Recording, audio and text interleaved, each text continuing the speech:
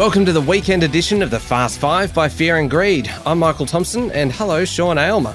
Hello, Michael. Sean, on weekdays, it's all about the Fast Five, where we go through the top 5 business stories in 5 minutes. On the weekend, we, of course, still keep it to 5 minutes. It wouldn't be the Fast Five if we didn't, but we're going to pick out the biggest story of the week, our favourite story, the sleeper story, which is probably not getting the attention that it deserves, and the most remarkable story of the week. So let's get into it, and we will start, obviously, with the biggest story this week. And for me, one story has really dominated everything this week, and it is the election campaign.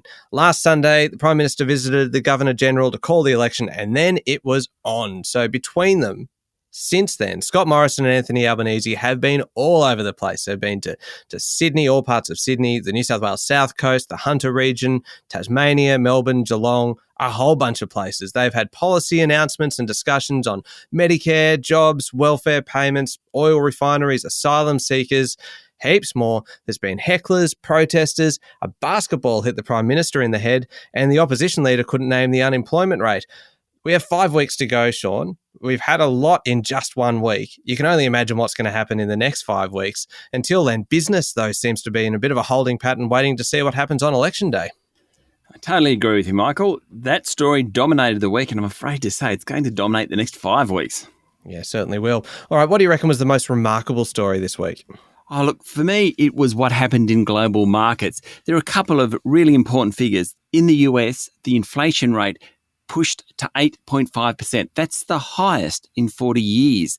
The British inflation rate came out. That's at its highest since 1992. The Bank of New Zealand and the Central Bank in Canada, the Bank of Canada, both those central banks lifted interest rates by 50 basis points. That hasn't happened for many, many years.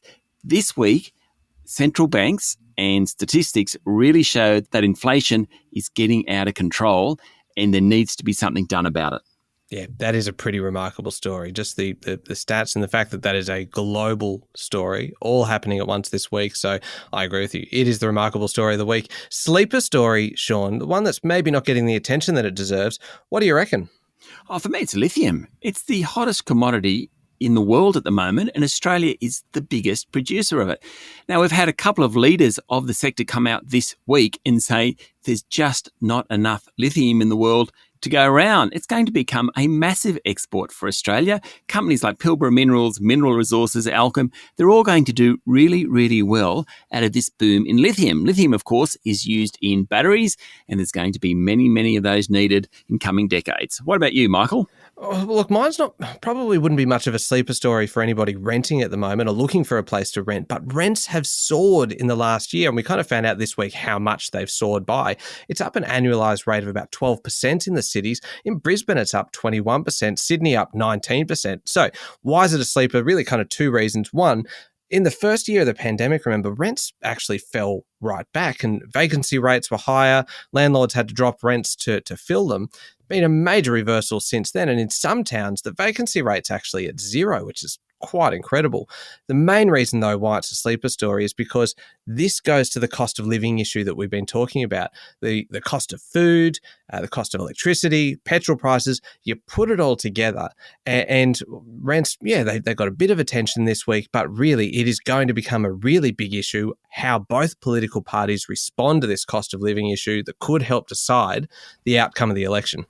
It is a massive sleeper story, Rents, and I totally agree with you, Michael. We're going to hear lots more about it in the next 5 weeks. All right, Sean, what was your favourite story this week? Oh, look, it came from luxury brand LVMH. LVMH, of course, is the largest luxury brand in the world. Came out and said sales are surging. Their 2 biggest brands, Louis Vuitton and Dior, sales are going through the roof. There's huge wait lists for watches and jewellery in some European countries. Basically, what's happened, energy prices have increased, cost of living has increased. That's hurt lower socioeconomic groups. Higher socioeconomic groups for a couple of years haven't been travelling, haven't been spending their money. They've got a lot of money in the bank.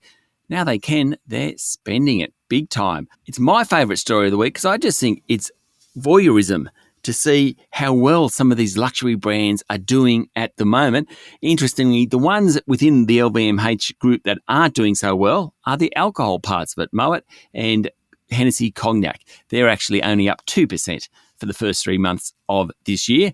Otherwise, luxury brands are doing incredibly well. That's a good story. It's my favourite, though, this week was about electric vehicles. Probably not a surprise to you, Sean, because I think I managed to squeeze it into the episode pretty much every week. But when I think about cars, Sean, and this is probably overthinking of it, I divide them up into different categories where they come from. Beautiful cars are from Europe, muscle cars are from the US, cars with the latest tech are from Japan. That's why it's such a surprise to see Honda, which is the second largest car maker in Japan, playing catch up on electric vehicles.